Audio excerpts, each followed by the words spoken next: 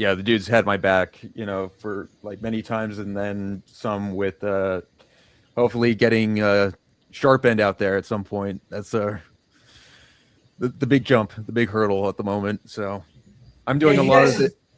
Oh, go ahead. Go ahead. Sorry.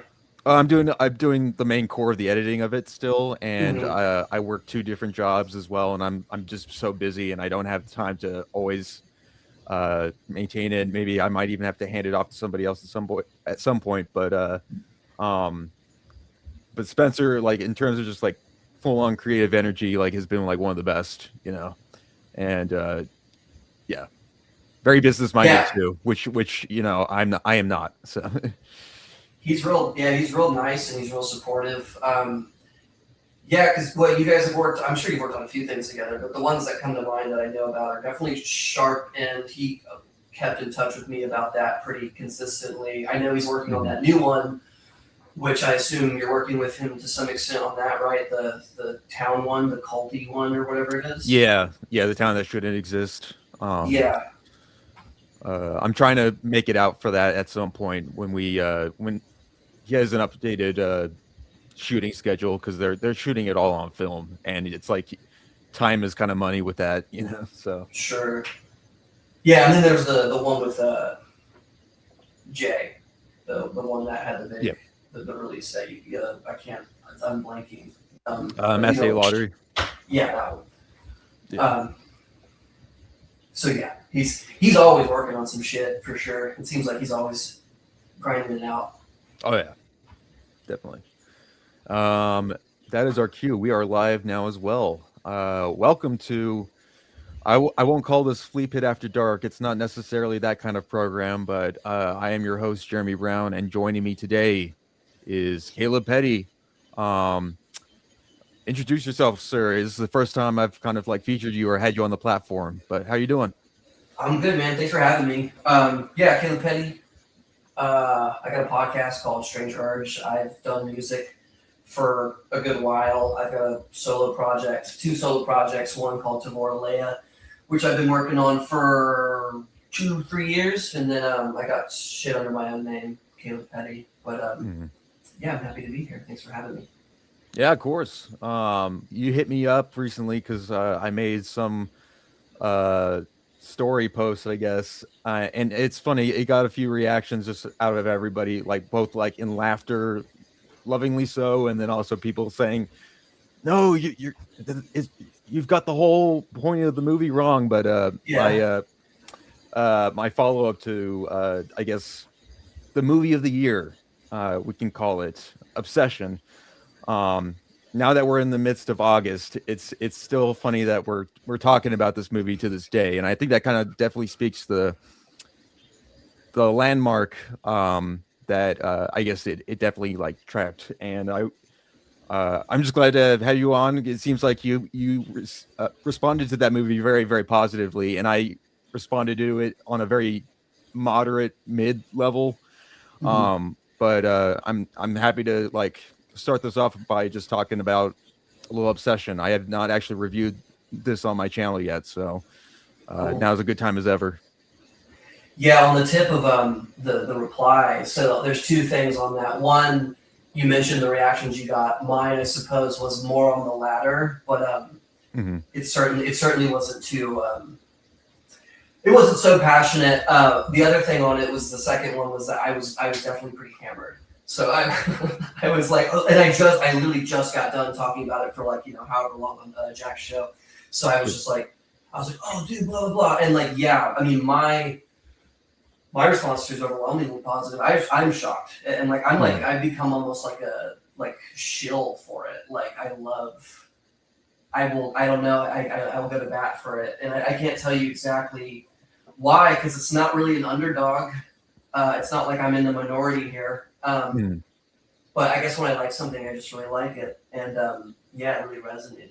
But I'm always super down to talk about it. And as far as what you were saying with like your response, I talk to enough people now where they're either kind of on my level with it, where I Yeah. think they like it a lot, or I was talking to my friend earlier today. He fucking like just straight up didn't like it, and he's like a bit older Hmm. than us. I assume you and I are relatively close in age, but Yeah, he straight up didn't like it, and then I talked to other people. It's kind of like what you were saying, like more just kind of like whatever, it's fine. Yeah. I guess, yeah, I definitely kind of float between. I've said this before, but I do float between the Gen Z and millennial kind of like middle road. So everything I see in this, like I've certainly noticed in real life, and I can certainly relate to on many levels. At the same time, it it is the kind of thing that kind of makes you just kind of annoyed, especially with the characters themselves. Like, like you kind of in a disgruntled way, you kind of look at it and you're like, come on, man, or just like with everybody, and that was my joke. That was my reaction to this one person that tweeted this out recently, saying, "Well, the friend Sam is actually the real villain of the story. Now that we really have taken enough time to break this down."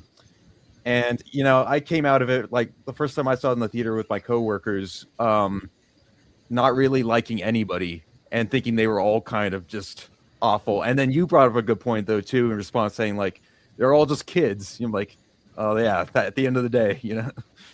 Well, I mean, I guess that would be my take on this shit is like people are reading so heavily into it, and like what you said, I think is the gist of it, and then at that point, it's just a matter of perspective, whether you think they're more like shitty or just not as shitty. My thing is like I said, I think they're just young, and young people tend to be pretty stupid, and then they have like this Gen Z quality to them or whatever. But yeah, people are like reading so much into it. I think my least favorite thing surrounding the movie right now is the general discourse, and I guess the more like what you would say normie discourse is like a bunch of really silly stuff surrounding it. And like for me, really, I don't think it's that deep. I don't think it's also like it's not even necessarily like I wouldn't even go as far as saying it's like high art. To me, this is like a pop thing. Like it's like if you're looking at it in terms of movies, it's like pop music. And that's it's a hit. It's just like it's like Diet Pepsi, like Addison Rae or something. Like it's got this thing that connects with like a broad audience, and I think it's resonating with young people.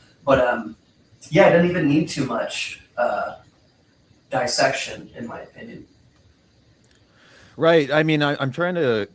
Yeah, I mean, the discourse I think is the thing that's hurting it the most right now, and it just I think why I kind of put the film on such a mid level is just because there's a lot of hype just on the reputation of the film, its budget, how young the cast and crew are, all of those things. In and of itself, I will sing its praises, and I think it is kind of impressive. But what I don't see a lot of people focusing on more is the actual content of the story, the characterization, and the dynamics between each of those characters.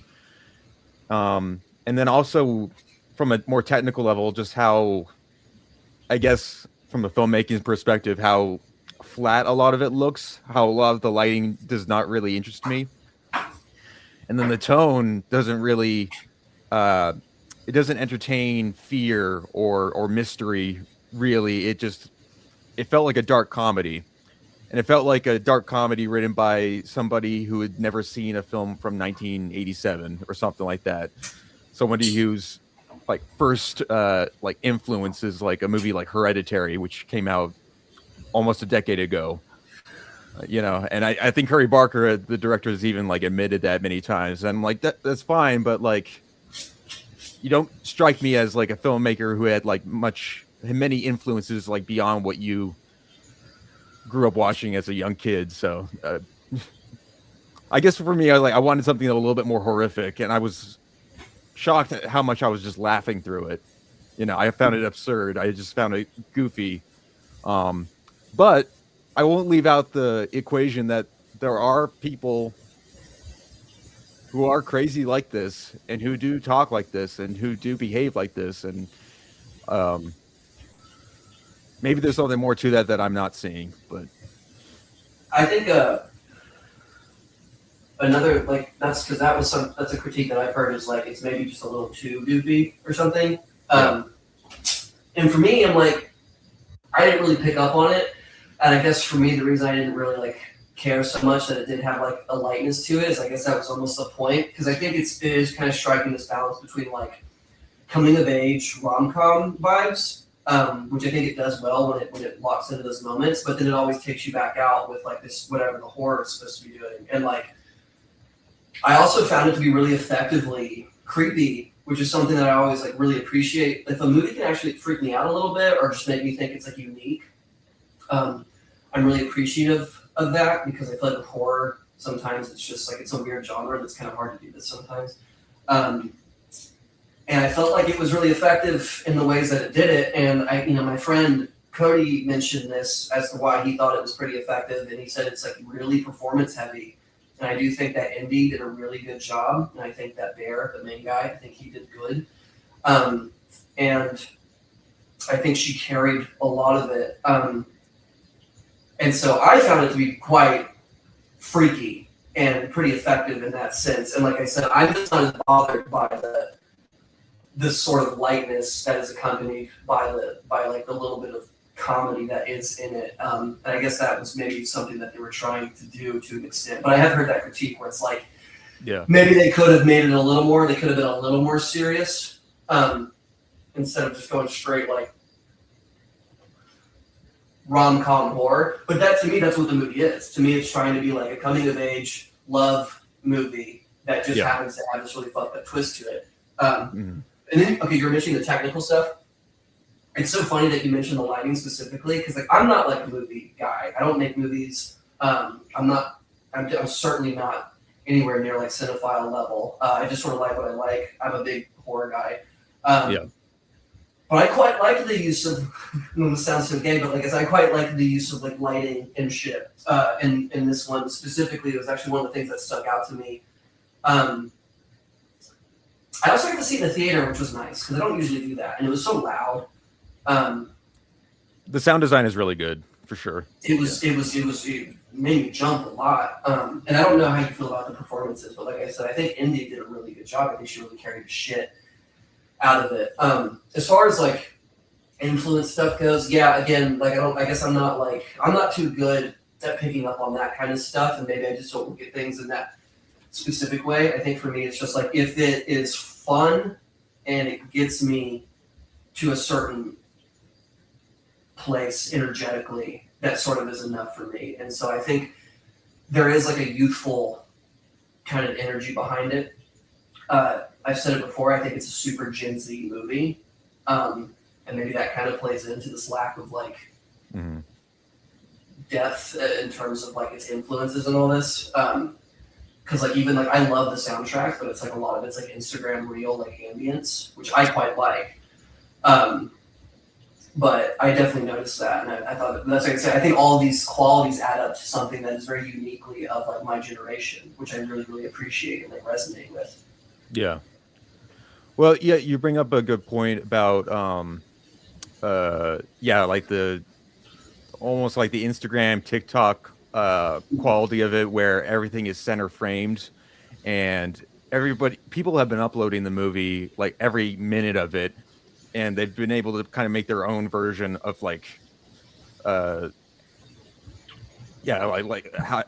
it can be like displayed just so naturally. And I think that's how it was also pre-planned to be as well. The performances I think are fine. I think Indy Navarrete especially is good in it, but I wouldn't call her great, or at least I think she still has a lot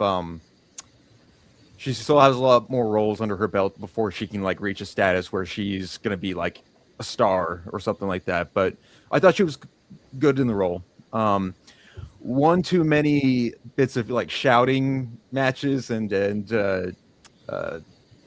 wailing and just acting chaotic, or I think of like I oftentimes would like watch it and think, okay, just turn it down a notch. This is like it's a little too much, and it's not as effective as everybody involved might think it is, because I've seen this done before many times.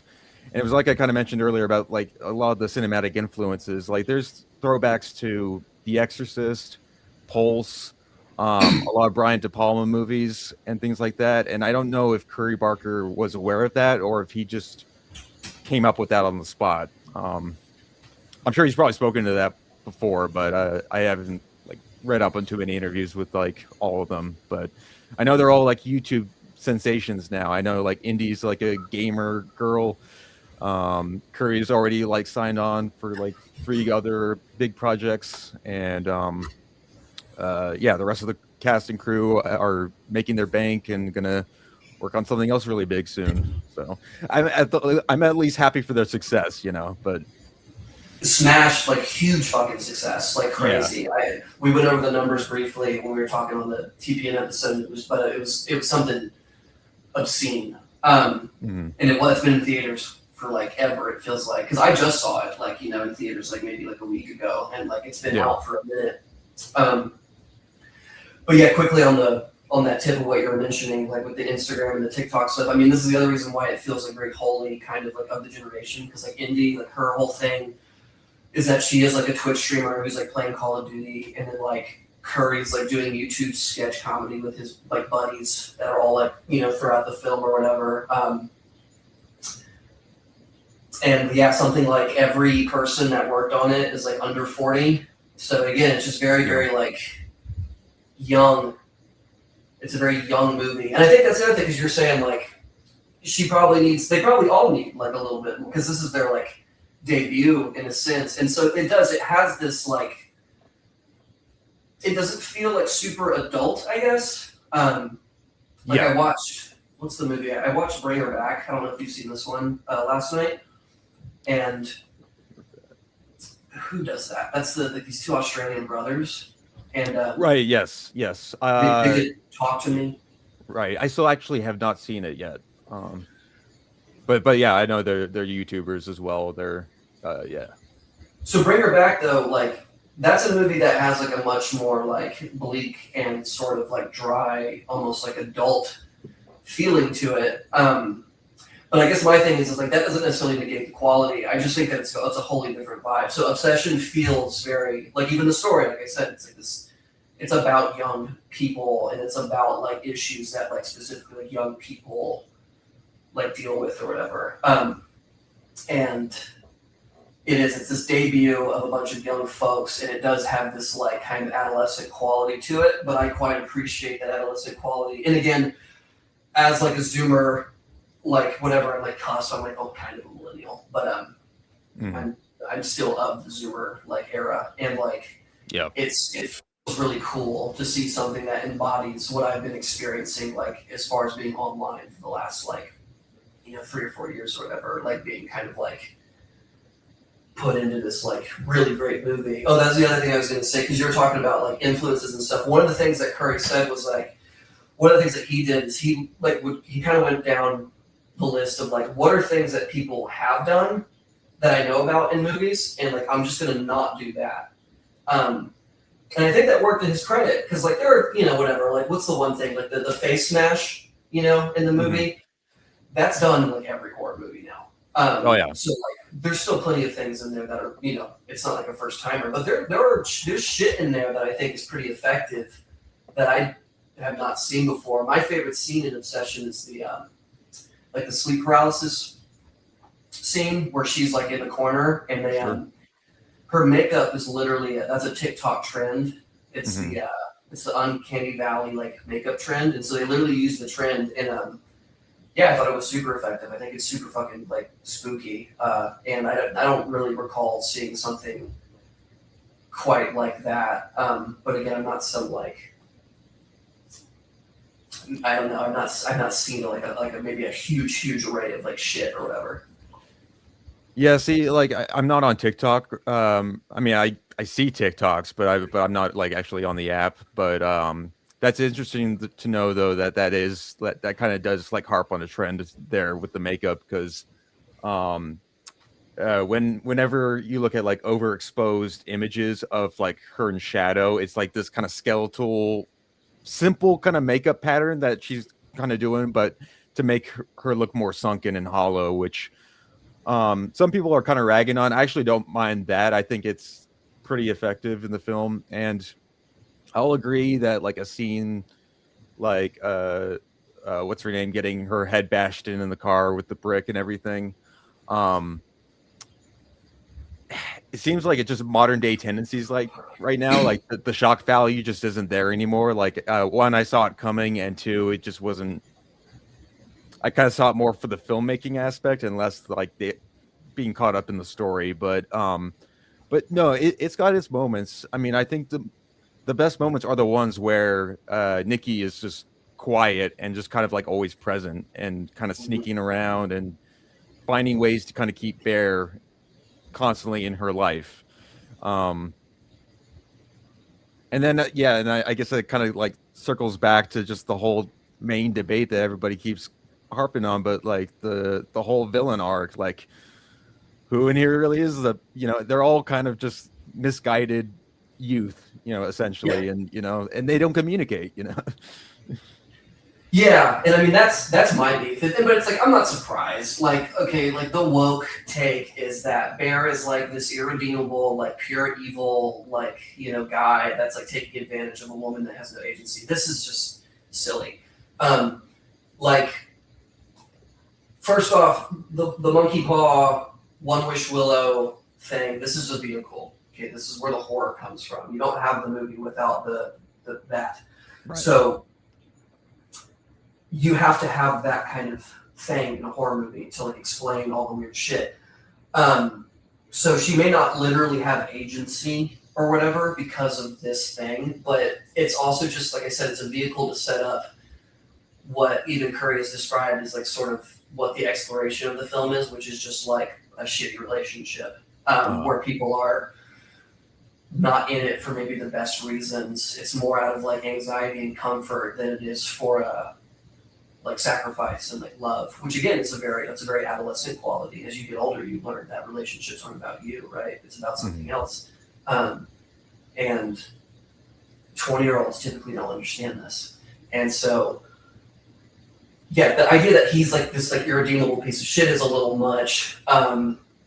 And she is funny because she hits a lot of qualities that can be really scary about being in a relationship with a woman that maybe is a little unhinged or intense. She's really clingy. She's really whiny. She will do anything to convince you to stay. And both parties are capable of doing this. It's just that she's kind of the placeholder for that. Bear's weakness is he will stay because he's so insecure and he's kind of like got no confidence that he'll put up with like being fed his cat or whatever. Like again, these are all kind of like absurd exaggerations of what people will deal with. But like you said, we've seen people that will do things like this in this movie, and I've certainly there are feelings, not necessarily instances, but there are feelings in it that are I think pretty relatable too. So yeah, the discourse around the kind of like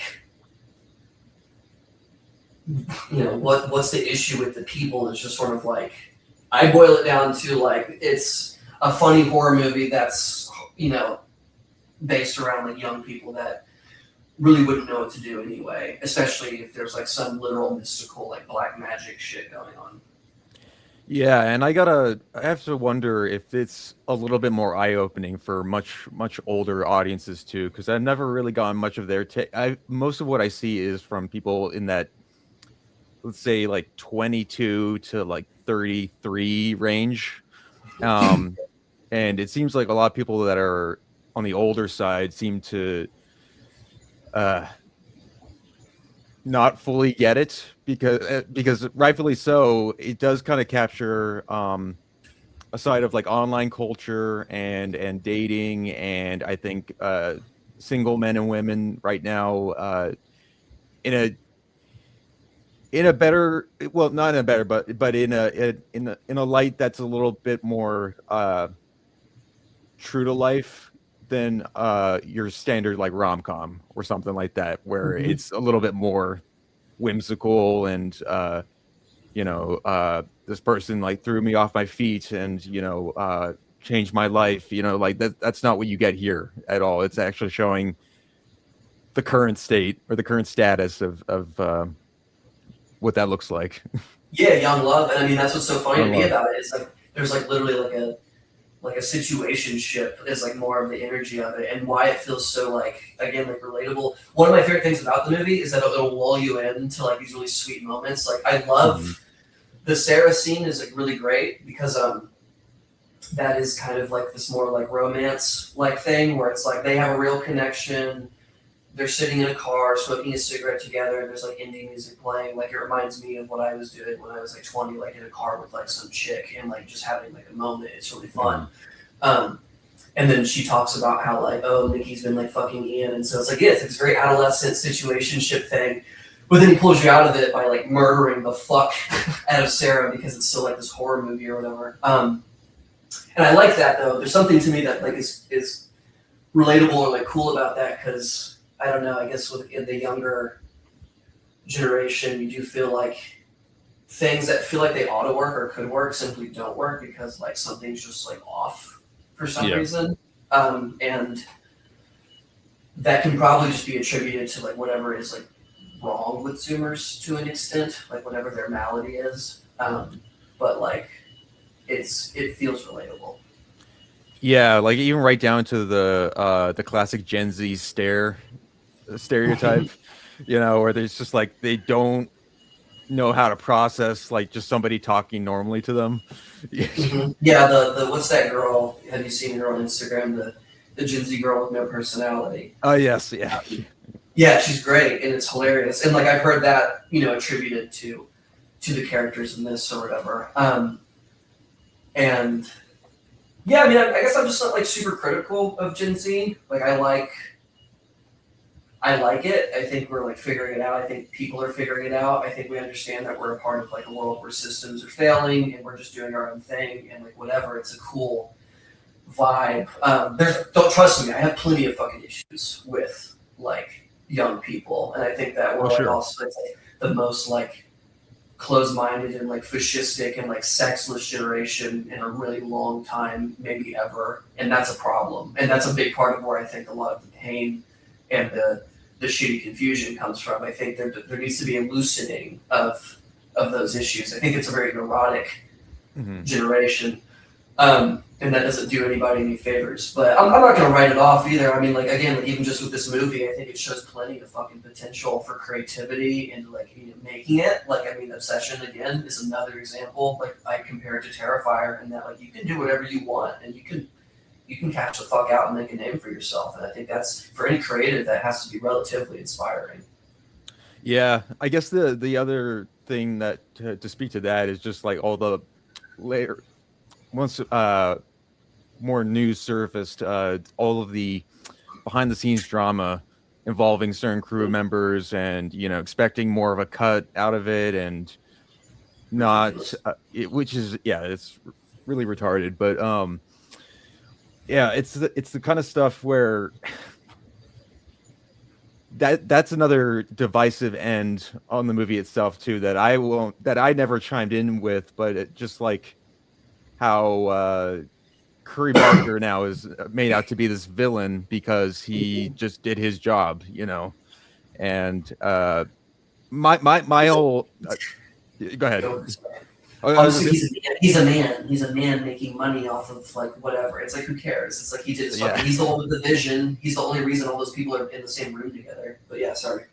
Yeah, no, I mean from a crew like someone who's been on so many sets, you know, that's the whole idea of making a movie is that you should just be happy and privileged to even be there at all, you know, to be a part of something bigger than yourself. You're all working together on the same thing. And then this is like a repeat now of like what we saw in the actual movies, that this like Gen Z entitlement is an issue I sometimes have with like that younger generation is just, well, there it is. Like they're right in front of you. The people that even made the movie are acting just like the characters. Yeah. I mean, it's a frustrating thing. Cause like you said, you should, no matter what you're doing, if you're having fun and you're working on something that you said is larger than yourself, that's a gift. And if you look at all the interviews and all the press tours and like behind the scenes that they did for this, like they all had a blast and like they're clearly very grateful for the experience alone. And then if it's a thing where it's like, it's going to launch your career, That's huge, and that's all you really can like ask for at that point. Like the fact that you think that you should like, be a millionaire or whatever, because the guy who like brought it to you maybe is now or something. Like you deserve that too. It's a little, again, like you're saying, it's like you're missing this larger point of what's happened, especially because a lot of people that do this labor of love, they don't even get that like chance to have like a career afterward. I mean, I don't know who complained either specifically. I don't know the details of this, and I do know that it became a media thing, and like a lot of the fans, so-called whatever, like people online, they kind of like got behind it. It became almost like a Me Too like vibe thing, where it was like, oh, the woman is being fucked over by the evil man in power. It's like, no, no, no, no, no. How do you go from this man gave her her breakout role that is going to give her a career, which is way better, by the way, than a lump sum of cash, than to now he's somehow a villain? Like, and that just sums up what is wrong with like the modern moral period. Is like when somebody does something great, has vision, and does something good, he typically too, because of a woman, it probably would be the same thing, but like is somehow made out to be a villain. And like just a bad guy for like making something that 90% of people really enjoy. Exactly. I mean, and I've done so many non-union shoots at this point where it is expected. You should always expect to wear like multiple hats. It's always going to be a little bit more of a work ethic, like due on your part, and yeah, it's like don't set your expectations to so high that to think that you would make like a big juicy cut of like the success of something, because nobody on set, I'm sure, knew if it was going to be as successful as it was. Curry, as far as I know, was given a loan. It was like $750,000. Go nuts, make your movie, and we'll see how it performs. And it did well, and then people involved complain. Yeah, so the indie horror film session, it grossed 460 million against the production budget of not even $800,000. So that's fucking nuts. Yeah. So yeah, I don't think anybody expected it. I don't think anybody ever expects their movie to do that well. So yeah, it's a success story. It's a smash fucking hit, and like it's annoying. And like I said, I don't know the ins and outs of who's complaining. If it's just like one or two people, I can't remember if Indy was specifically somebody who complained, which would be really disappointing if she was one of the ones, simply because, again, if you look at these press stories, she's clearly having a lot of fun and she clearly respects Curry to some extent. So, again, to let any kind of entitlement step in is just, it's silly. But again, to me, it's just like a stain because, like, or it's like it's not even that big of a stain, I guess, because it's like this to me signals more a problem of the times than it does of anything else. It's like you're just not allowed to have fun anymore, and you're not allowed to like win anymore. And so when you do that, someone's going to come and try to ruin it for one reason or another. Whether they're going to like throw some accusation at you, or like whatever, they're going to just try to tear it down to some extent. And that is just sort of the consequence of being a force to be reckoned with in the year of 2026. Right. Because we're just in that post-woke like mess of like people being really fucking stupid and like petty. Yeah. Well, and with this, I know I sound old when I say like this generation, but like while we are in the film world seeing this kind of turnaround, kind of reverting back to classics or like influences to classics, comedy in some way, shape, or form coming back, horror finding its footing and kind of redeveloping itself and redefining itself. It is crazy to see how like half this generation is actually shooting for those stars, and then half the generation wants to just burn it all down and just like feel so tortured.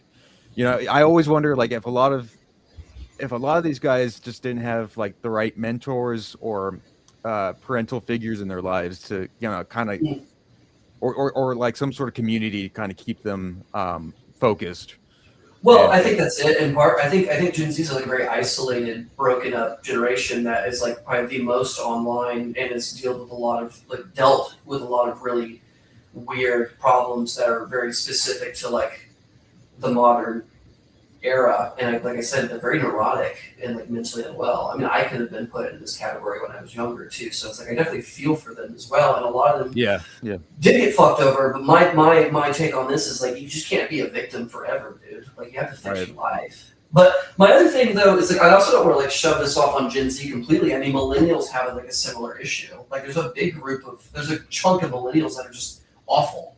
oh yeah, And oh like yeah, most of my friends are millennials. I think I'm spiritually probably a little more millennial than I am Gen Z ultimately. Um, but yeah, there's all kinds of stuff about like millennials that I'm like, Jesus Christ, dude. How can I ask how old are you? I'm 31 actually. Yeah, Okay, yes, we're not too far off.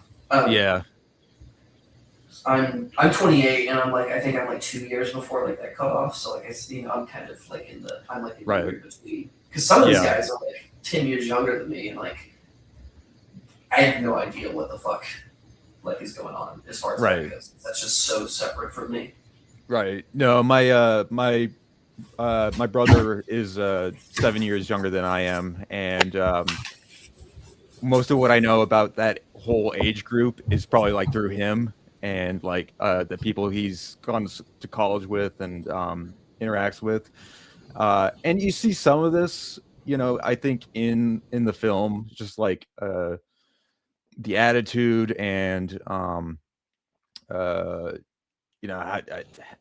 how I guess how they're like emotional and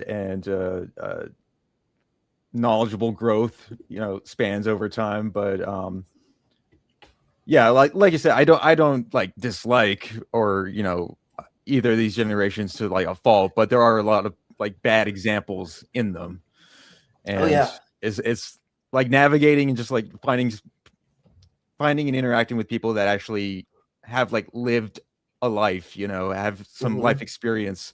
Um, that goes a longer way, and that's what shines in a film. And I think that was one of my nitpicks with it was that because they're so young and because they don't have much life experience, it made it a little bit annoying and grating to watch. Where it's just like you want to come in and just like punch the characters' head, like no, get it together. Yeah, and But I mean maybe this is just a thing that oh my goodness, sorry.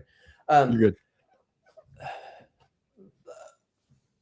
that's the thing with this though. It's like because I guess maybe this is like an instinct that like older people have with young people, which is to just be like, oh, like like it doesn't have to be this way. Like you can whatever figure your stuff out. But I guess this is why I like it because it's just this very like it's a very Gen Z movie. It's very honest Hmm. and straightforward about this is just what they are like and what we are like, and this is the vibe.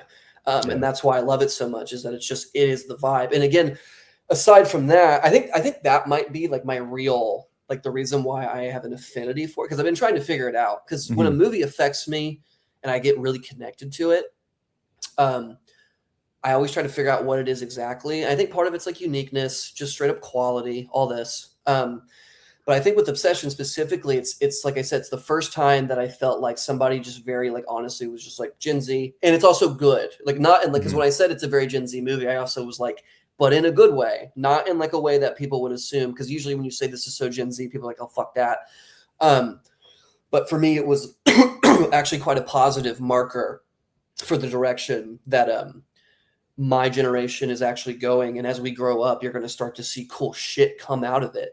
Oh yeah. Um, and I think that's the other thing that's exciting is that, this is like a young movie. And then as this generation gets older, there's actually hope for it. The thing that worries me the most about Generation Z is like, there's just a fascistic quality that kind of runs throughout them where it's like, they're very like, my way or the highway with everything. And if you're not like on board with certain things, you're just wrong. And not only are you wrong, you're like evil or something. And like, you deserve everything to be taken from. This is a bad quality. That's not going to work out well. Hasn't worked out well. Now, people kind of are this way in general nowadays too, which is scary. Again, I don't know if that's specifically like a Gen Z problem. It's just weird to see young people who should be like fucking partying, drinking, creating so caught up on rule following. That's like the disturbing thing to me.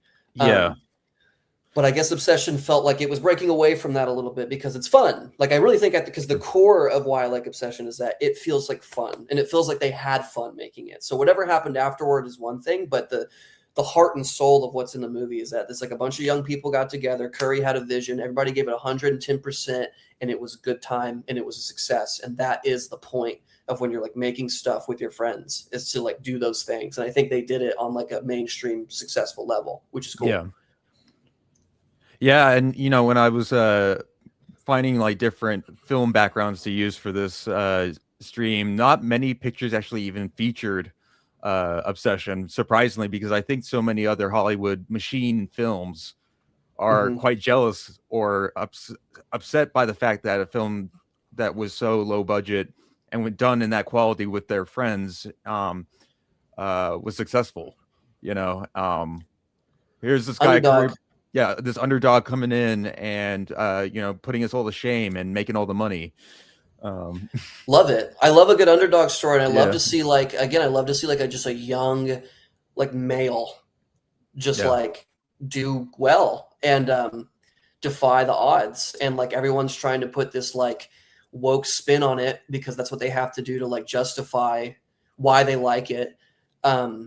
But you don't have to do that. You know what you can do? You can just go and enjoy something and mhm, like have fun. And that's like what, I think movies are supposed to do to an extent. And I mean, it doesn't have to always be fun. I mean, there's like really good movies that are like fucking like mad disturbing, or like they'll like change your like inner being or like make you transcend and stuff. One of the I was trying to think, I was like, what's the last time I felt this way about like a movie specifically? And really, I think the last time I was like super obsessed with a movie in this way was Climax by mhm, Gaspar. No, do you yeah, remember that one? great film. Yeah, Yeah, do you like that one? I like Love it. his recent one that he did afterwards, Vortex, a bit more. But Climax is great. Yeah, Is Vortex the one with the old people? yeah, with Dario Yeah, so Argento. Yeah. yeah, that one's cool. That's like that's a slow burn. It's like a Oh yeah. heartbreaking movie. Climax is my favorite one by him for sure. And again, just like this really quick in and out, fucking Mhm. crazy horror movie, really cool. But yeah, that was the other thing about Obsession that was just really sick. Was just like you could tell that it was like young people with not like the best shit, and it did well. I guess I'm also like a big fan of just like the underdog too, which is really nice to see that, especially against like these fucking dumb giant like studios or whatever, Yeah. um, pushing out mostly garbage. Right. Yeah. When watching this, I'll say this about Obsession. Again, don't dislike it at all. And I was never bored by it. Like it goes at a Mm-hmm. very, very nice, crisp pace. It certainly keeps itself entertaining, like through and throughout. And that to me is like an actual uh reason to have like disdain for a movie. If it's too boring or it has nothing to say at Mm-hmm. all, then I wasted my time. Yeah, I mean, boring is such a big one for me. Like, I remember because okay, I don't know how you felt about Eddington. Um, Mhm. that was a polarizing movie. People had some people I know that I respect, fucking hated it. Other people that I know that I respect were like, it was actually quite good, whatever. Um, my main beef was it was fucking boring. Like I just thought it was a boring ass movie. And like I have my own personal issues with like the way he broached certain things, but like specifically more than the take of whatever my take is on that. It's mostly the fact that I was like, I'm still watching this, and Mhm. it's still going. That was my biggest beef. So like, I totally agree with you though. It's like it's nice when something can just keep your attention and keep your pace going. Yeah, there was definitely an Eddington, and I did really like it, but there is like a good amount of fat that could definitely be trimmed from Yeah. that film. It did not need to be as long as it was. And I had the same issue with The Beau is Afraid, which I also liked, but there's a lot of just like needless scenes in that movie. The more I like look back at it too. Ari Aster is a talented director, and he's always doing something a little bit avant-garde and different, but yeah, it's like a lot. Either it's like some of these directors just need like an editor that just knows how to make things more tight and concise, um, or they just want to be a Tarantino type and just like hang out with them, for 3 hours, 3.5 hours, Scorsese type or something. Did you like Hereditary? Yeah, I liked Hereditary. It's been a few years since I've seen it though. I love Hereditary, and that's the thing. It's like that's one of my like favorite like more modern horror movies is Hereditary. But I couldn't really stand Eddington. And it's crazy to me it's the same guy because they feel they feel way different. Mm-hmm.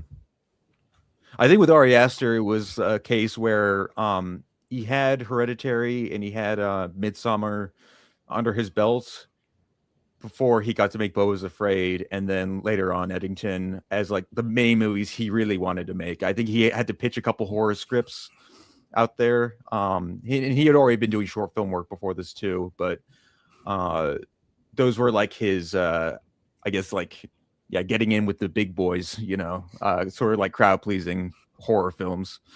Right. But still good in their own right, Yeah, I loved Hereditary. Midsummer's cool. I think Hereditary is really interesting to me. Again, the other thing I was going to say, maybe the last thing I'll say about my like why I think Obsession, why I like it is like it's also just right up my alley, like aesthetically and like thematically, and I think it's why I like Hereditary too. I'm super into supernatural. I think it's really hard to pull off supernatural because one of the hard things about it is keeping a sense of realism in it, and I think that the witchcraft or the satanic aspects, when done well, is like some of the most interesting things to me. I'm a pretty superstitious like guy. I believe in good and like evil, and I also believe in like a more metaphysical like thing. And so if you can pull off satanic or dark energy in a way that feels like compelling or scary, I really resonate with that. I think that's why I love Climax, even though that one's actually not really supernatural at all. It's just drug induced, but there's a darkness there that I think is really potent there's a demonic feel to that movie. And then everyone loses control pretty much. Yeah. And some of the stuff that he does in it, like the way he uses the contortionists, it's very satanic. It's really well done. And like Hereditary, again, it's hard to do the supernatural thing. I think he does it in a way that feels a little more real. And then I think Obsession does it really well because like I love black magic. I love witchcraft stuff, and I think it is nefarious and kind of like has real world consequences. And I think that that's part of why Obsession is just fun too, because it's like he goes into the new age, like feel good, like crystal shop, and then comes out with like just pure, like what has the capacity to be like pure, like evil. And it just fucks his world up. Right. Takes the autonomy away from another human being. And that's really where the problem comes from. It's not so much that he's just like wishing for something. It's that he's like taking something away from somebody else and putting himself above like God and like other people. Right. So I think that's the other reason. I'm just like a little biased too, though, because it's like this is my kind of shit. I wanted to ask you though, like, what are some of your favorite like horror movies? I kind of go all across the board, but I mean, ones that really kind of do stick to mind are films like, well, I am a big fan of the supernatural as well. I do like a lot of the satanic play work that happens in a lot of films, but usually like classics. So The Exorcist is a big one for me. I think it's a big one for a lot of people still. I think it's just a solid, great film in general, and just terrifying and timeless in many ways. I've always gone on to say that John Carpenter's The Thing is still one of my favorites too. It deals with a different kind of, contemporary monster, which is more of a sci-fi alien organism that can transmute itself into other people and other beings. But it's the suspense and the tone and just like, it's like the end all be all nature of like those movies where I think it is what really resonates and really gets to me, that like we're gonna make the ultimate sacrifice even if like yeah, even if it means I have to die, like our main hero or our main character has to die by the end, um, at least like they're saving the rest of humanity from like this destructive force, this like evil like presence, this thing that just wants to feed or kill or torture or maim or do anything. I think there's something like really justified in that. And I guess now that like in talking about obsession a little bit, like I get some of that sensation. I was gonna ask you, by the way, too, like, did you predict how it was gonna end? Or did you think it was gonna lead somewhere, or was it unexpected for you? I think he does a pretty good job toward the end of like taking you in a couple directions. I think there's a couple of obvious like hints I think about what is probably going to happen. Like at the very beginning when the girl's like, or they die or wish they were dead. So I was like, okay, well that's probably going to be a part of the issue. And then there's the one of my favorite scenes, which is the phone call scene where he actually calls the number on the box. I think that's a really scary, effective scene where he's like, do you want to talk to her? And it's just like her, like actual Nikki, just like screaming. I think that's really effective. But he also hints, he's like, well, you got to like die or whatever. So I was like, I think he had me for a minute. I was like, oh, she's just going to wish. And then it's actually going to be like this love story, but like in the most twisted sense possible, where they're both going to be under the spell forever. And that's like kind of beautiful in a way. Mm-hmm. But then it's kind of funnier, I guess, to do what he did, where he almost sets you up for this Romeo and Juliet thing where they both kind of commit suicide, but then takes her right out of it at the last minute. So no, as far as like Bear dying and then her coming to being the only one left after everything, I don't really think I saw that happening. I kind of had the sense that Bear probably wasn't going to make it. And I think it would have also been pretty effective to have them actually both end up together just under the spell. I think that would have been a pretty fun ending too. Yeah, see, I'm on a similar vein where I knew Bear was probably not going to make it out of this alive, but mm-hmm. I wasn't expecting Nikki to actually make it out alive, because once the spell is broken, that the version that we see in the film is actually like an alternate ending that they had like thought of on set. They wanted to do a different version where she snaps out of the spell and then finally like realizes like what's happened and is in full shock. Mm-hmm. And it's not going to end well for her either, because after everything that her possessed body had done, yeah, it's over for all those characters. Yeah, and I think that's like it's a cool approach to it. It does have like a little bit of a bleakness to it. Yeah, someone's like, he's like, oh, well, she probably just goes to like prison. Like I think Curry even said that. I was like, I would fucking just shoot myself. Like if I saw like my 3 best friends are all dead, I don't really know why. He's overdosed. I have a gun in my hand. There's a bullet in the guy I was fucking's head. And then my best friend is like naked with her legs spread and her face bashed in. Like just all these images alone. And then she's got like this horrible gash and she's just off. It's crazy. It's madness. I'd just be like, the most realistic outcome for her is she probably just going to put a bullet in her brain, right? Like there's no way she's going to like just like go to jail. Yeah. I don't know. I mean, maybe I guess it's hard to commit suicide, but that to me seems like the most realistic outcome for her. But no, I didn't. I liked the Romeo and Juliet fake out. She comes to and has to like see everything that happened. It's, mm-hmm.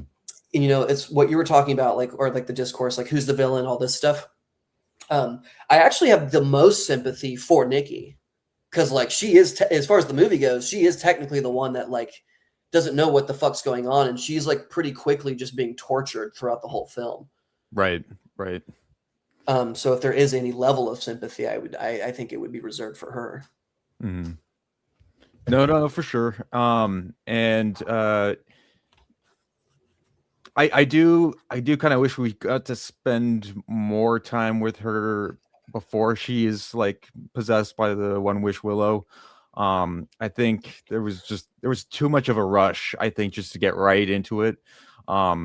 I don't think it would have hurt the pacing if it was like 10 minutes longer that we just got to see her for who she was before.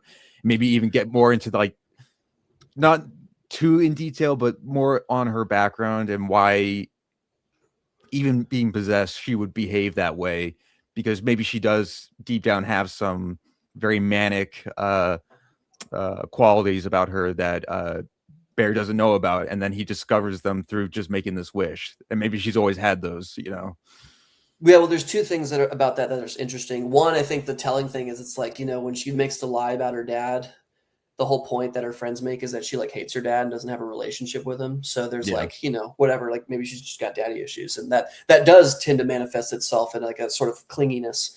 Yes. So that's probably pretty telling. Secondly, it's funny that you say that though, because the car ride scene where it's Bear and Nikki on the way when he's dropping her off before she's, you know, got the wish on her.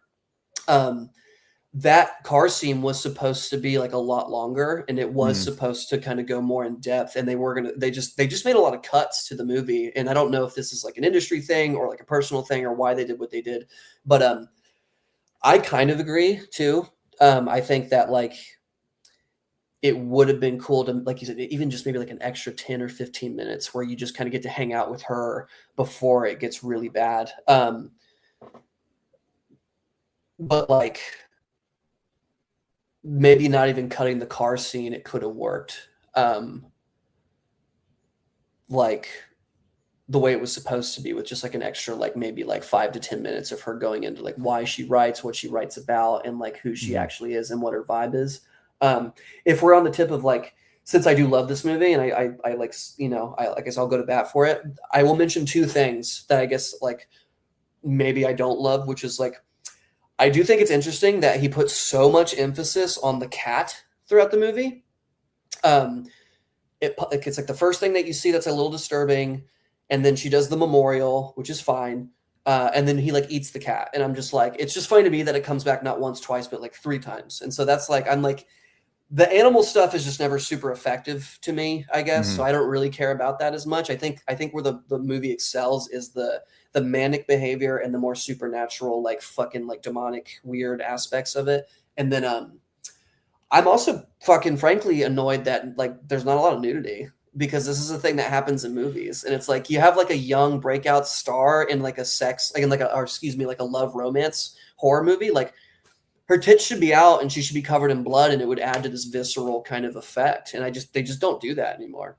No, and again, I think this is just sort of a Gen Z thing, but yeah, like lack of nudity, lack of like real like sex, you know, like I mean, There's they have like one there's little like one scene. little scene, but it's just so hollow and dry, and you're just like, that's it, okay, you know, and it just kind of moves to the next scene.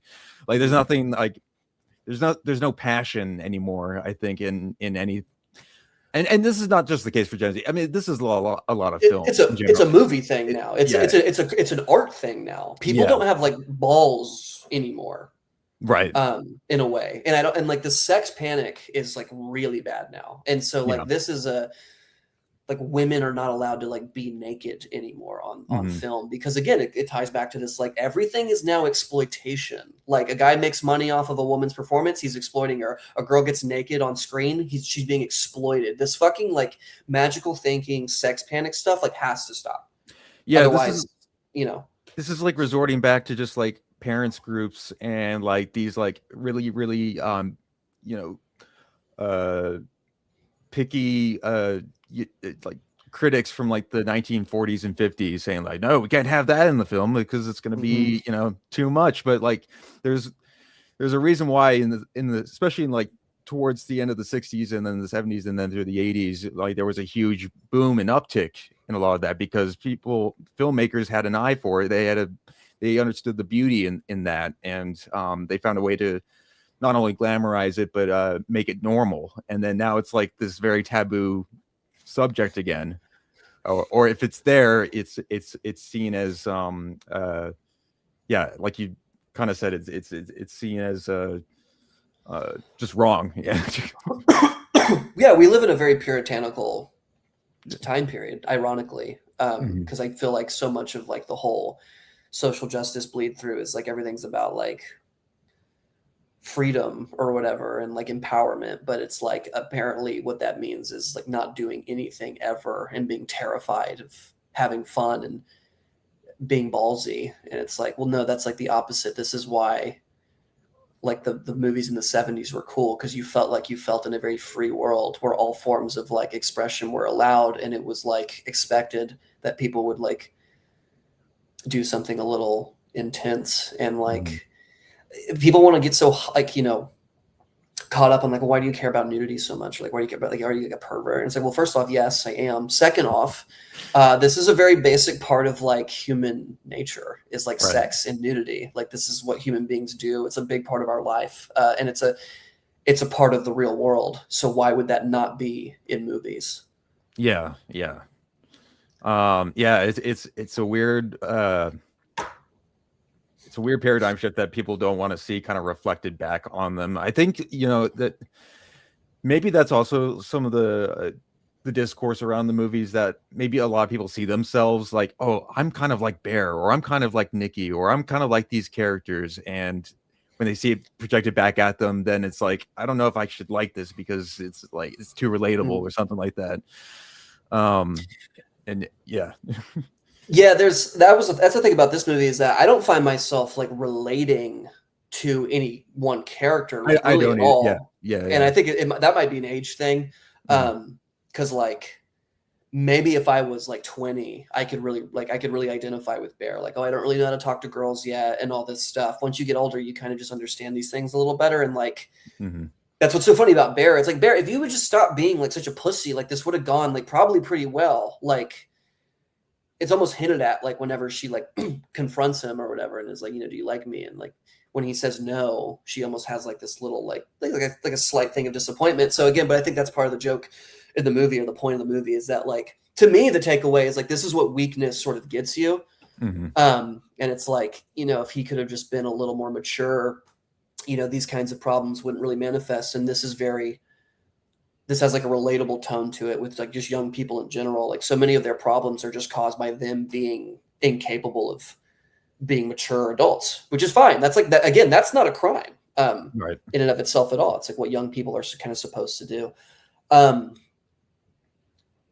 Yeah, I forgot what the main thing was, but oh yeah, no relation. I just didn't relate. What I did relate to was that there's almost this nostalgic aspect to the movie to me, where it's like I guess it reminds me of like being young in a way, which is kind of cool. Sure.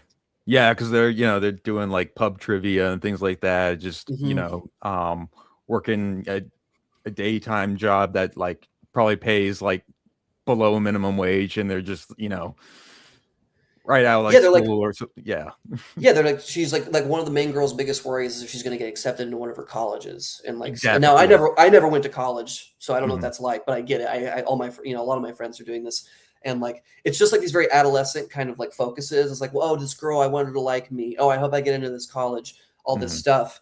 And like the more romantic aspects of the movie, I think are really like fun. Like, you know, like the 2 like seconds where, Bear and Nikki like are like dating and sort of in love. Like when you're young, excuse me, it is like really exciting to like fall in love with a girl that you have like a big crush on, and it does kind of consume your whole world, and you do take these things really fucking seriously. And I think it's cool that they take these like young problems and then just mix it in with like shit just being like really, really dark and like horrible. It's really like it's cool. Like I said, I think they towed the line very well with the rom-com lightness mixed with like, to me, what is 90% like pretty effective, like horror. No, without a doubt, for sure, 100%. Real quick, did you see Curry Barker's last film, Milk and Cereal, that he released to YouTube? I had no idea who this person was before this movie. Okay, gotcha. Yeah, he got a huge, not like as big as this film, but a pretty hefty loan to make that as well.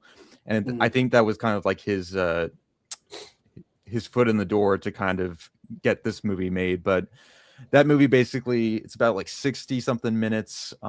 It's played as a found footage film about 2 roommates and a prank that goes wrong, but you don't know how or why and who's the mastermind behind what's going on.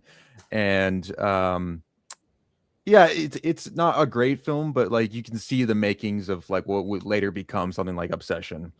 Because like as much as I laughed at a lot of the unintentional humorous moments of the movie, there are still like moments of levity too, and people like kind of cracking like a one-liner, and that's again his like world. Like leading up to this, it was always like sketch comedy and short films, you know, where they're playing up the humor more than anything else, and then venturing into horror territory here. He gets to kind of just experiment a little bit more and kind of go against the mold a little bit, but he wasn't able to do that without making that film beforehand. And Right. I'd recommend it if you ever get around to it. But Yeah, I'll definitely check it out. I mean, I like Obsession enough too to where I would probably at least want to like. I already have a feeling that like maybe I'm wrong about it, and maybe he'll go on to do like all kinds of really cool shit, and maybe as he matures, it'll get like nuts. But yeah, I almost have a feeling that this is going to be like the one for him, at least for me or whatever. And like Obsession's going to be like this lightning in a bottle, and then nothing else maybe like won't like quite hit the same way. It's like my but that might just be cynical. He might be like greatness in the making for all I know. But sure. yeah, there's just something about like it's a very lightning in a bottle kind of thing, and sometimes it's hard to like keep that streak going. Mm. But like yeah, that's the other thing. It's like maybe he can't help it because he is from a comedy background that a lot of stuff does just come off kind of funny. But like I love like in the last scene where she's like full on freaking out. She's like, you know, right after she shoots Ian, she's like screaming in his face and talking about like shoving the barrel in her pussy, and then she like, you know, pukes on him, and like Yeah. his response is just like I love you. Like it's and he's like terrified, but it's just really, really like really funny. And like that last scene of her just like really tripping the fuck out was like a good balance of like it's not even almost like scary at that point. It's like kind of disturbing, but it's like mostly just really high energy. We've gone as far as we can go. And her intensity is just almost it's just like absurd at this point. Like she's just completely lost her fucking shit. And I think it's kind of fun. Yeah, that was the breaking point for both of the characters, for sure. Yeah, it's great. And it's Yeah. him just like pleading, just like the only thing he knows how to do is just comfort this like woman that just like can't be without him is really funny and again in a way kind of relatable. I think people can relate to like people that have unfortunately been in these kinds of situations. They can relate to like just this suffocating like there's nothing I can do to appease you, and I'm like losing my Mhm. fucking mind, and it's like it's kind of suffocating and terrifying in a way. It's just you can put it in a horror context, it becomes there's actually a lot to work with there, I think too. Which is that's the other thing. It's like a very straightforward like plot in a way that is almost staring you in the Sure. face. Like you could totally just take a bad relationship and make that a horror movie. I think that's pretty smart. Yeah, and you know, it does also bring back this trope a little bit too, even though not everybody's interpreting it as such. But uh, I guess for quite a long time, like you couldn't get, you know, movies like Fatal Attraction or Misery or something like that, where uh, we can't have uh, basically like a crazy bitch in a movie anymore without them, you know, being like sympathetic, you know, or Right. you know, you can sometimes they can just be crazy, and I think this film in some ways like harkens back to that again, and you can be scared for both characters and their Hmm. situation rather than it just being like, oh, this is the defined villain, this is the defined, you know, arc of Bear or who what he represents, or it's yeah, when you get back to if you just shut out a lot of the discourse on the film, you can kind of appreciate it more on like the terms like this is just a bad situation for everybody, and everybody's made some poor mistakes here, you know. Yeah, and that's why it's like fun too. And that's I mean that's what's so annoying about the sort of like attempt from the audience, a broad portion of the audience, to make it back to that where like, oh, she is sympathetic. Mhm. And oh, Bear is just straight up the bad guy or whatever. Like, I don't really think that's like, that's not really what he was going for. I think he wanted to explore a bad relationship through horror, and he did that. And it is just a funny, fucked up situation with a bunch of young people. And yeah, there is no definable, like, obvious, like, evil kind of things. And that is, Yeah. it is nice. It is nice. And because it's also realistic. Like, I Yeah. hate this fucking, like, women can't be shitty. Like that's objectively untrue. So like let's just be honest about like what we're doing, and let's just explore things and have fun with it, and don't take it too fucking like personally, you know? Yeah. Well, I'm gonna have to give it another rewatch. I think down the line, I might pick up the Blu-ray or something and just kind of watch it with a different lens, maybe with a different group of people, or maybe just by myself this time around. Because yeah, like there's still issues I have, but I mean overall, I mean, yeah, I think the more we talk about it, the more I am like, maybe I was a little too hard on this particular moment, or maybe I was not considering some of these things. So It's what I'm here to do. I say I'm a fucking shill for this movie. I'll go to bat. No, yeah, I mean, I think like the biggest thing for me again is like it's been a long time since I went into a theater and came out with like a renewed sense of like hope and like energy for the creative endeavor, and it was really exciting. So I think my connection to it was very earnest and like pure, and I can't put my finger on why it did that, but anything that does that excites me, because if I see something or I hear something or I read something and then I come out going, I want to do something now, like that to me is like there's something there. And to see it be such a big hit, I guess is kind of cool too. I don't know why other people are like, I don't know the people that have the rate panic opinion are resonating. That's fine if they resonate, but like for me, it just feels like we're back in a time where movies are good and movies are kind of fun, and we don't have to be so like socially conscious, which is nice. Yeah. And we're getting something just kind of, even if it's something that's been a little repeated before and we recognize certain tropes or scenes that we've seen in other films, it is still done in a refreshing way, by just new and up and coming filmmakers or YouTubers, if you want to call it. I know it's the year of the YouTuber movie, because we had Backrooms, we had was it Iron Lung? Oh yeah, that one guy. Yeah, and then Shelby Oaks last year, Chris Stuckman's Shelby Oaks. And yeah, all of them, from what I've seen, have a different sort of feel. I think the one I like the least is Shelby Oaks. That had a promising opening, like 10 minutes, and then just fell flat for me the rest of the way. It was, and like I mentioned earlier, it was just very boring. Yeah, boring. Very, very dull. Yeah, no good, no sauce. Yeah, we're like in the age of, the influencer or whatever too. I mean, it's just like a lot of what makes its way into the mainstream is very much just coming from the internet. And so like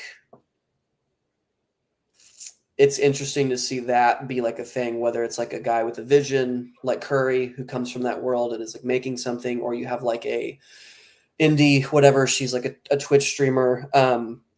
Or you have a thing now where like, what's her name? Chloe Cherry in Euphoria. She's got an OnlyFans like porn background, but she's getting sucked up into like real, like big roles in huge TV shows. So this like inevitable overlap of the economies of what we used to understand as the industry and like the new industry, which is kind of nice because it's kind of freeing. Because like if you can figure it out, you can just do whatever you want. There was I wanted to read like one quote. It might take me a second to pull it up. It's just somebody said on one of the comments of the episode that I just did on TPM, but I thought it was kind of nice, and it was like his take on like what Gen Z is. Do you mind if I like pop that off really quick? Yeah. Of course. Because just on the whole thing of like I said, like this change in the industry and like the way the system kind of like works and functions. But he goes on the Gen Z thing. I think they avoided getting hitched to the dying systems of the past that millennials got locked down into. And so they're on their own tip and very free and empowered by technology, et cetera. And we're seeing really cool work being made as a result. The way hot women can now make money streaming like indie, for example, and then have the freedom to pick and choose their movies is super cool. Low-key been jealous of Z for a while now as a millennial. I must admit I find amazing show on TikTok regularly too. Now, whether you agree with 100% of this or not, I think that the main thing is the Gen Z point there, where it's just like coming up in an ecosystem where like TikTok and Instagram are like so, and like Twitter are like so fucking dominant. you literally can just like kind of create something for yourself overnight. Now, does this happen for everybody? Of course not. But that's the age-old story of industry, period. Like, it used to be you would move to Hollywood and try to make it. Not everybody does that. At least now you can fail from like the comfort of your bedroom or whatever. Exactly. Yeah, it's never been easier to just make anything you want, you know, at this point. We have these devices in our pockets that are getting used actively every day to make sketches, to make shorts, to make feature length films sometimes. You know, the access, I think, for some people it might be a little overwhelming, the same way that we are just inundated with information on the internet, but Sure. but we can still at least acknowledge that it's the easiest time as ever to create cool stuff, you know. Yeah, um it's kind of cool.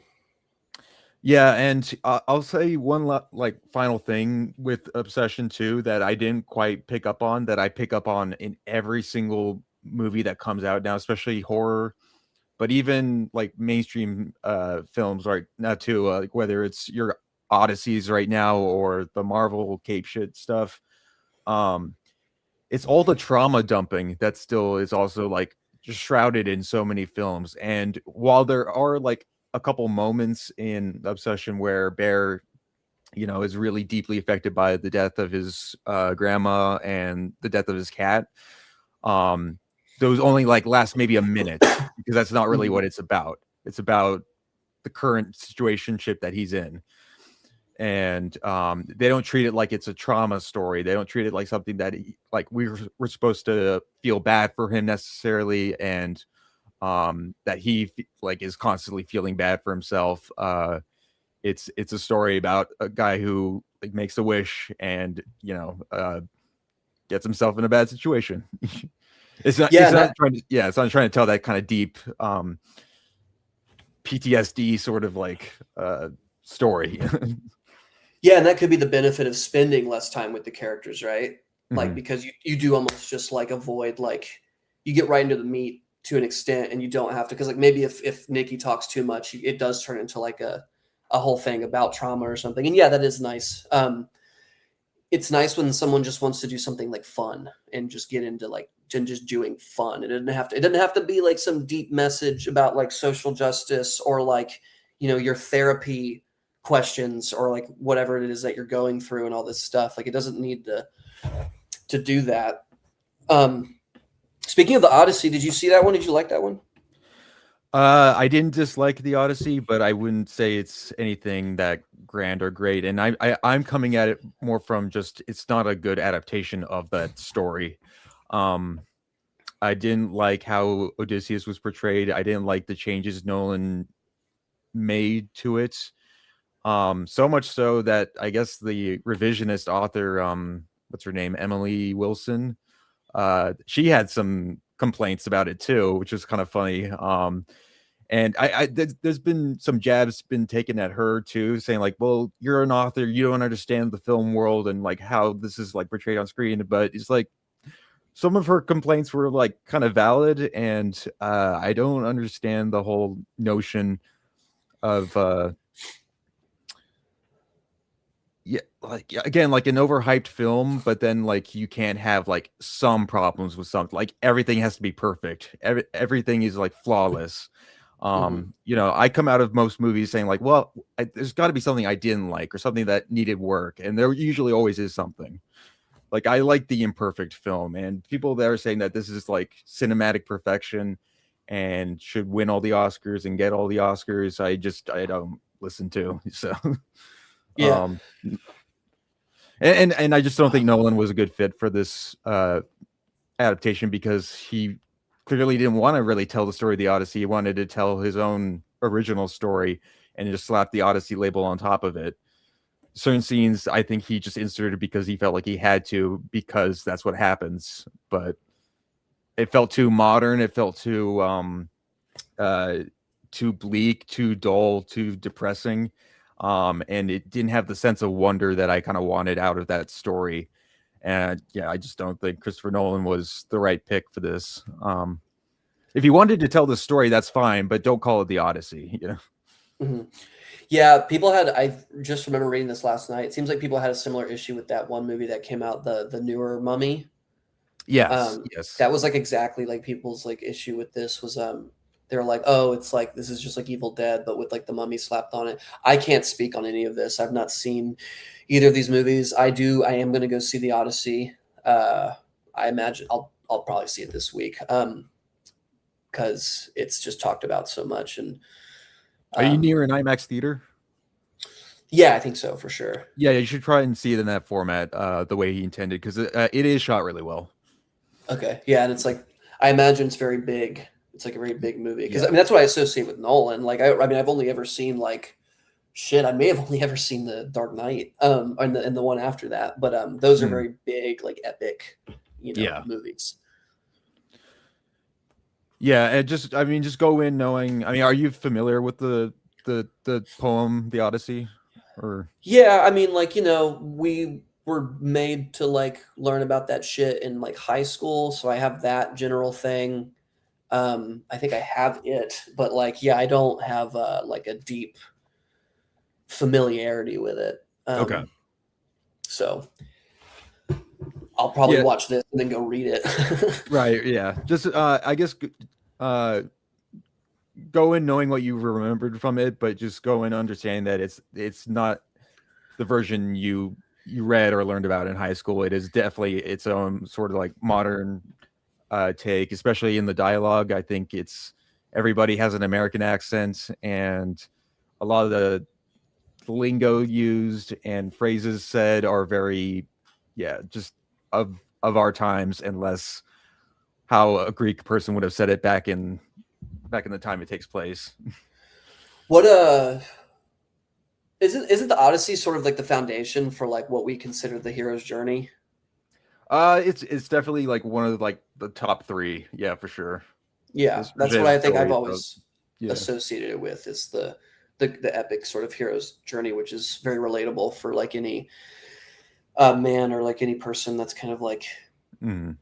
coming of age and has a vision and a set of challenges that he wishes to overcome to understand a sort of realization and a triumph, which is Mhm. beautiful. Fucking sick. We've all Yes. had our hero's journey. So Yes. Yeah. And again, that was one of my biggest issues, was that we don't really get the hero's journey here. I mean, you'll know when you see it, and you can be your own judge, but it's more of a Greek tragedy, the way they kind of play it up. Like we're just meant to feel sorry for our hero, and you don't really know if he really learns a whole lot from his journey, and his willingness, and like his pursuit of like coming back home to his wife and kid, and taking back his kingdom and the world that he built. You get more of a story about like just guilt, and instead of being a war hero, he's committed war crimes, we'll say. word. Yeah. Yeah, I'm interested to see what the vibe is. Yeah, But it's the talk of the town right now too. So I it want to is. Yeah. that and Obsession seem to be the ones I see the most about. Um, I'll say that both of those movies, the memes have been relentless. I'm surprised, like I still see them now, like floating everywhere. Even normies are like posting them like left and right. So yeah, it's kind of crazy to have overlap with like like normie or whatever too. That's always what's really funny is sometimes I'll be on the exact same page as somebody like that, like whatever, like my love of like Kanye is always, or Drake or something like this is really funny because it's just like, oh, I forget everybody feels the same way I do about this. So it's weird when it yeah, happens with like anything or whatever. Like Obsession, I'm like oddly weird about it because I have my relationship with it, and then I'll see like the most like brain dead like just fucking person talk about it. I'm like, oh yeah, we like the same thing. It's really weird. yeah. That doesn't usually happen. I'm curious.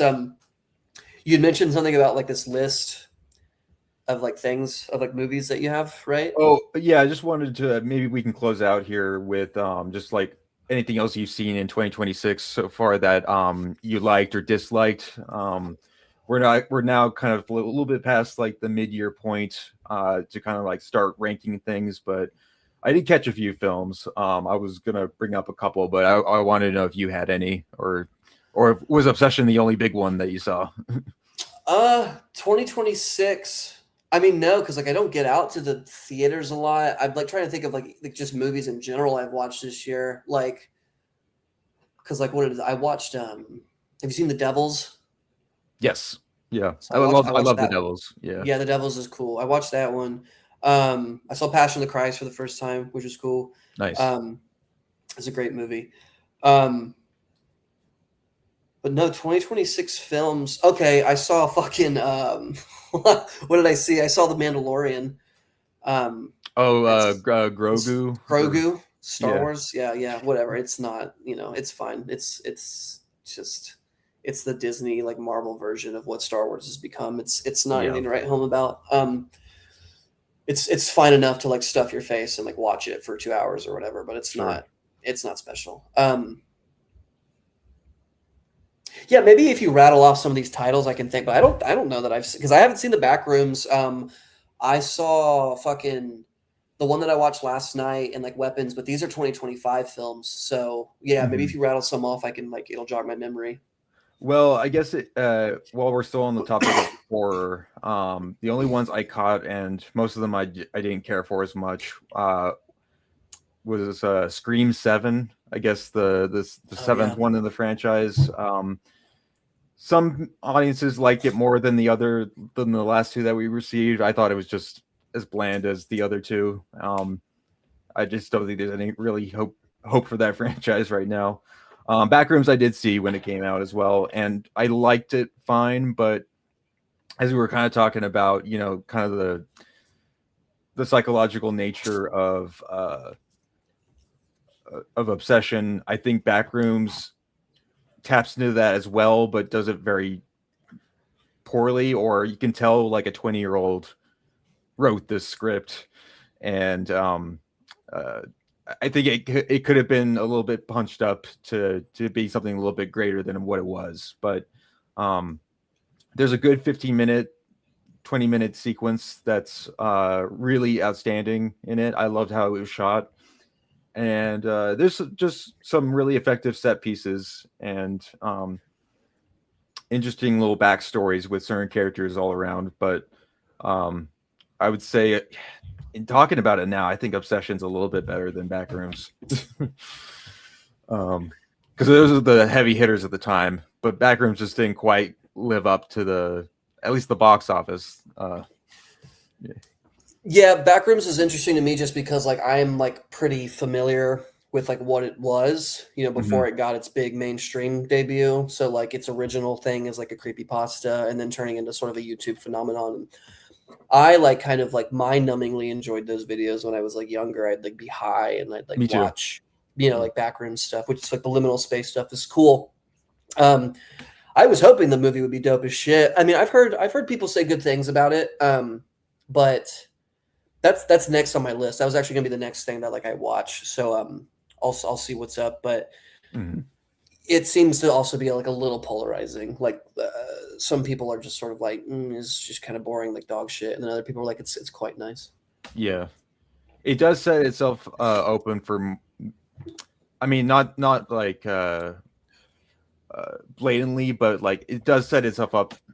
Like it's open to like more Backrooms sort of like films. So I'd be curious to see where they could take it.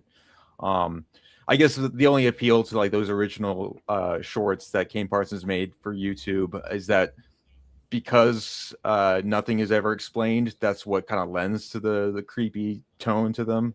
And here now they need a plot. They need to kind of like dip their toes into what this backroom space is all about and why these characters are able to find it. And when you start explaining a little bit too much, then the fear of the unknown starts to get lost on you.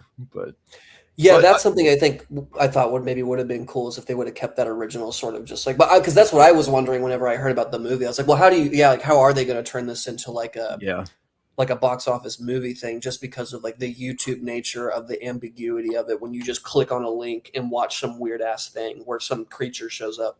Yeah, exactly. And then I'm trying to think of a couple other ones here. I'd forgotten at the beginning of this year I'd seen the movie Primate, which is the new Yeah. killer gorilla film. Another Gen Z, Exactly. another Gen Z heavy movie. I've heard people say the same thing about this in terms of the characters of like them all being Gen Z girl with no personality kind of vibe. Right. It was kind of it felt like a weird throwback actually to just like those earlier like Platinum Dunes or Final Destination sort of plots where it's like the characters are a little bit more paper thin, but like that just was the energy and the vibe at the time. And it seems like they kind of bring that back a little bit, where it's just like nameless characters that don't have the most depth, but they're just funny and entertaining to watch, and it's fun to watching them get like picked off one by one. Right. Yeah. Was it cool? Did you like it all right?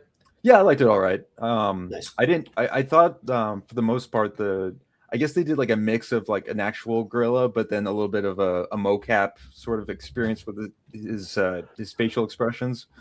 But it looked really good. And I'm a sucker just for killer apes in movies anyway in general. So the more the merrier. And then like the other one, it's not technically horror, but it's got horror elements. It was Sam Raimi's Send Help, um, his newest movie that he, I guess, yeah, it kind of veers more into like at points like back to like his Evil Dead roots again. Or if you ever saw, oh, what's it called? Drag Me to Hell. It's definitely Yeah. that kind of tone for sure. Yeah, I'd heard about that one. I guess I didn't hear much about it. I think I knew like a person or two that maybe saw it that said they liked it all right, but I really don't know like shit about that movie. It didn't like blow up as big, and I think it's just because Raimi hasn't done a genre piece like that in quite some time, and so it was probably a little bit hard to sell. Like I think like the last few movies he was doing was like uh, some Marvel stuff and like maybe Wizard of Oz or something, and those are just like CGI nightmare flicks. So when he goes back to his roots again, it's like it's harder for it to get the attention it deserves. But I really liked it. I thought it was an effective little castaway island thriller where you just don't know our two main leads and where their lives are kind of headed and how crazy they are both being stranded. So That was that the top of your list? that one's up there in terms Okay. of the genre. So yeah. No, my favorite movie right now of 2026, actually, that no one's talking about, is called Propeller One Way Night Coach, directed by John Travolta. Yeah, no, Yeah, I've not even heard of this. yeah, he directed this uh, uh, basically like a almost like a golden age era film where you follow like a young boy who's like he's like an airplane enthusiast, and he and his mother basically travel on this plane that's being piloted by John Travolta. Apparently in real life too. Like apparently he actually is well trained in flying planes, and he shoots it in this very storybook, almost Wes Anderson like manner, and the whole time it was just very heartfelt. It was just like a nice little coming of age story, and it was short and sweet. Yeah. Yeah, if he flies planes too, maybe it's like like a topic that's like really close to his heart, so it has like an earnest like feel to it or something. Yeah, pretty much. Yeah. It's cool No, that no, Travolta's like doing shit still. yeah, yeah, just having fun and yeah, making what he wants to make. Yeah.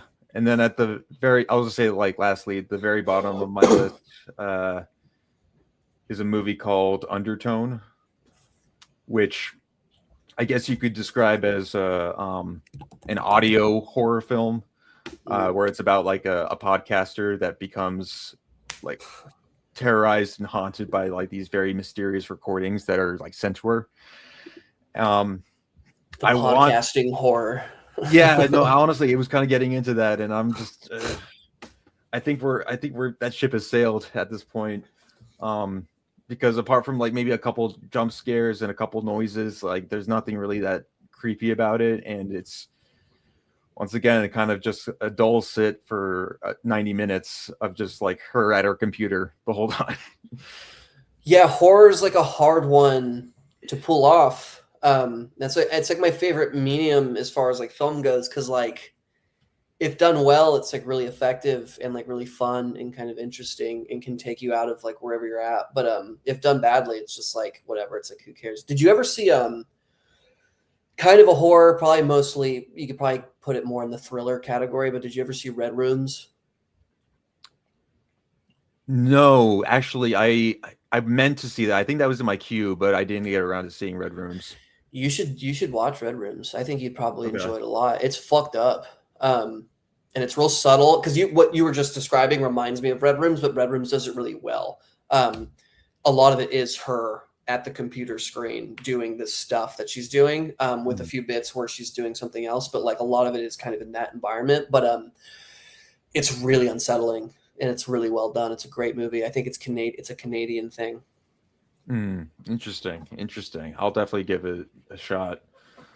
Yeah, because I do wonder with a lot of these characters sitting at their computer for a long period of time in film. I wonder if that's still like a an extended like one last shot to like capture like I guess what movies were like during COVID and how everybody felt locked in and they could only be at their computer screens. Especially like how you and I are doing right now, like this was going to be for a short period, like the norm, like this is just how movies are going to look now. Everybody's like a talking head or something. Yeah, there was like this. That never happened. Yeah, but Well, yeah, and like there was a paranormal one that, and I guess there's a few that did it, but there was a paranormal one that I remember did that where it was like the whole thing was they did like a seance over Zoom, and so the whole his thing host. Right, yeah, exactly. Yeah. So like that, yeah, that was a thing, and like again, like the another reason why good supernatural is cool to me is because those movies are a dime a fucking like dozen, and it's just. Aside from like kind of cheap like little like tricks that you can do to actually give it like a depth and like a uniqueness is pretty challenging, especially now because you can just do so many things that have already been done. But no, I think the reason why Red Rooms is effective too is because it's not in that vein. Her attachment to her computer is more of like her like manifestation of what her like fucking issues are and like her creepy neuroticism. And it's balanced out well with I'm not going to tell you too much about it because I think it's worth it going in blind, but like or as blind as you can go. But yeah, just sort of like the balancing act of like when she's at the computer, why she's at the computer and what she's doing mixed with the rest of the film. And how that kind of all like connects together. It was one of my favorite ones that I saw that, again, very unique. Like, I don't think I've ever seen anything else that kind of like hits on like what it's hitting on. Yeah, right on. Is it, do you know if it's streaming anywhere right now? Yeah, probably. Let's see. I'm just going to do a little quick. Yeah, it looks like AMC Plus is like the streaming channel. Otherwise it's just going to be like a rental. Gotcha. All right. Well, yeah, I'll add that to the list then. Yeah, and we'll see what comes in the future, I guess. I don't even know what's coming out the rest of this year, but yeah, I'm kind of hopeful and excited about movies in general. I don't know shit about what's coming out either. But like, yeah, I don't know. I guess the fact that like you can go into a theater now and it's not just like I remember there was a stretch of time where it felt like it was only like Marvel stuff, and like nothing new felt like it was coming out. I know a big complaint that people have is like it feels like it's just rehashing like old, properties or whatever, and so like it's kind of cool again to see like more new stuff come out, original, unique stuff, but yeah, in general, I feel like we could be in a position where things are just going to become like more free and a little more fun again. At least for the time being. Who's to say what happens at all in general in the next like decade? But I think right now we're kind of in like an interesting space. Well, I don't know if you're the same right now too, but I'm at a point or at least a phase right now where I don't really watch trailers unless I'm seeing them in the theater. I'm not going out my way to watch movie trailers. I like to go in more blind and be surprised or shocked, depending on the film. But Yeah, I was never like a big trailer guy in general, I guess. Same thing. Like if I'm at a theater, obviously you end up watching a bunch of stuff. But like, yeah, I don't really go out of my way. I guess it's because we're in like a different time period now too with the way things work. But like almost everything I even find out about is through like word of mouth through people that I know. Because like even with Obsession, I was in the dark about Obsession, despite its like success or whatever. Like I was super in the dark about it because I'm just not super up to date with shit. All kinds of stuff is like popular, so I don't really like give a shit unless somebody that like I know starts kind of talking about it and it's kind of cool. And enough people had mentioned that Obsession was like, oh, it scared me. Oh, it was fun. It was good. Whatever. So I was like, okay, well, if I've heard Backrooms is solid and I've heard this movie Obsession is solid, it's kind of exciting that I'm just at a time period where there's like horror movies that I can go see in the theater that are like worth seeing. And I was completely shocked by like how much I enjoyed Obsession. So yeah, it's kind of cool. But no, in general, I feel like my relationship to movies is very much like a received wisdom from like other people. You know what I mean? And then if I connect, I connect. Yeah, no, and that's kind of the way to kind of treat it going in, I think, as we enter the rest of 2026 and then see where 2027 goes. You brought up watching Passion of the Christ for the first time. I'm really actually looking forward to 2027's Passion of the Christ Resurrection. I guess parts 1 and 2 coming out. We'll see if those are if they're gonna have the same kind of legacy that film has had, or if they're going to be complete blunders. We'll see. I have like pretty good faith in him because like Passion of the Christ was great, and I fucking loved like Apocalypto too. And so I was like, oh, he's just like a solid director. But I was like Apocalypto is like a great, just like fun movie. Oh yeah, yep, classic. But yeah, I was not familiar with like Mel Gibson's like game as like a director. Again, another media issue. I think a lot of people can be skewed in the media, and it'll turn you off when you're like younger or whatever. And so like Mel Gibson just kind of had this like ethos about him where people were like, oh, he's just like some batshit like right wing like guy or whatever. And so then whatever, something happened. I became open to Passion of the Christ and I watched it and I was like, this is beautiful, and really, really like kind of dark and like heavy and like brutal. And then I put on Apocalypse the next day, and I was like, "Oh, this is like fucking dope." Yeah, because you see the craft on screen, where a lot of other films with maybe some of the same sensibilities just don't look as good or don't feel or as natural or like homegrown. Mel just has a really good visual eye and knows how to tell just a good story. A story that like like a very relatable story,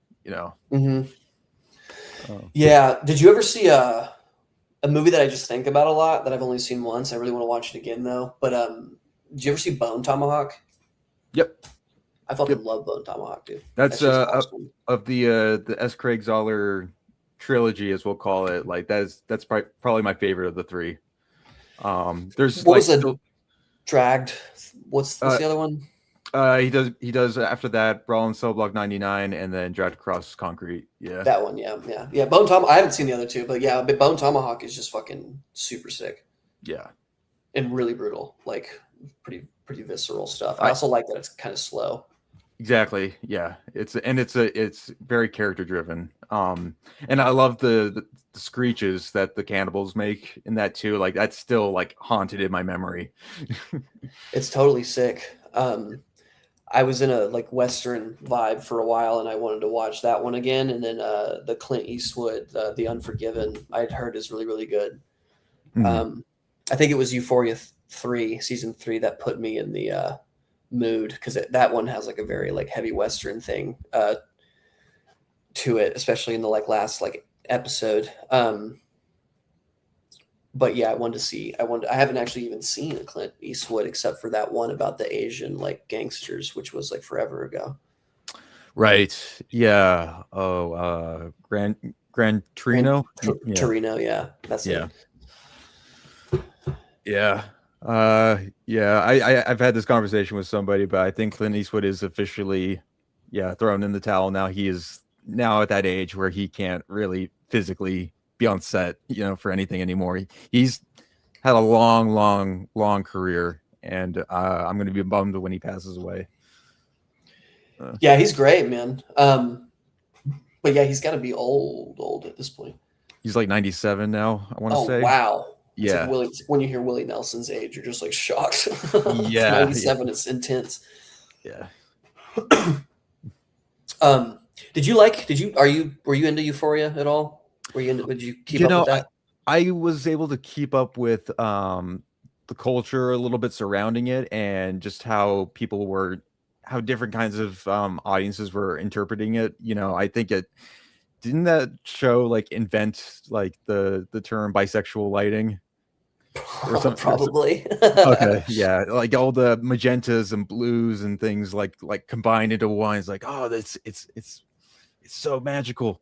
No, I've seen like scenes from the show, but I've never actually watched it in full at Okay. all. Yeah. I will say, okay, because I was going with Obsession. I was going off about like this feels like the first time I've seen like a film that like had like this very like Gen Z quality just emanating out of it. I think Euphoria. Now it was not made by a Gen Zer, but Mhm. he captures the moment like really fucking well. So I think like, to go on the record, I would say that's probably the first thing I remember seeing that is just on like that's like a it's not a movie, but like the first Mhm. thing that I've actually like saw that it was like, oh, this is fucking Gen Z right here, dude. Like he nailed it. Okay.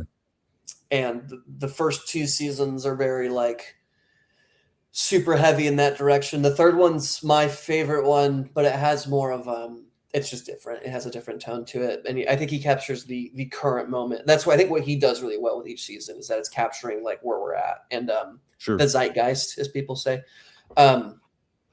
But yeah, that's in terms of like I guess like visually things that I've like seen and taken in that have like a very modern, distinct, youthful feel to it. That captures a moment well. I think Euphoria at large and Obsession are both very like prominent sort of modern mainstream works that do it pretty good. They give you a good window into what's going on vibe Okay. wise, which is Yeah, pretty because cool. I know there's a lot of other shows right now that are not doing it as well. I know, like, what was it? It's like 10 Reasons Why or something, or something about like suicide and stuff. Right. 13 Reasons Why, I think is what it's called. Yeah. And or shows like that, which are not very representative of where we are in like the current landmark of things. Right. Yeah, I don't know shit about anything really other than whatever I've happened to come across. But it's nice. It's nice when you get like genuine honesty and like genuine kind of like portrayal. Yeah. Because it does feel rare. Like it does feel rare to just have someone like make something honestly. Um, Mm, and then to have that also cross over with talent, I think is what's also pretty hard to find because talent's tough, yeah. obviously. We can't all be, Kanye or whatever. No. Yeah. It's giving me the warning sign to end the stream here soon. We can still keep chatting for a little bit, but yeah, I just gotta call it quits here in a second. Cool. Yeah, for sure. Yeah. Any closing thoughts on Obsession, on 2026, on hope for the future, on where we're at? Yeah, I mean, 2026. I feel like 2026 is a great year in like overall. I don't know how you feel about it. I think it's Mm, great. Personally, like on a personal level, I've had a lot of fun. It's been a good year. Obsession, great movie, love it. Always go to bat for it. One of my favorite horrors. Glad that we're kind of moving in this new direction. Um, yeah, I think I personally generally have a lot of hope. I think there's a lot of energy right now. I think energy is the most mm, important thing. It's good to move out of the apathetic state of things. yeah.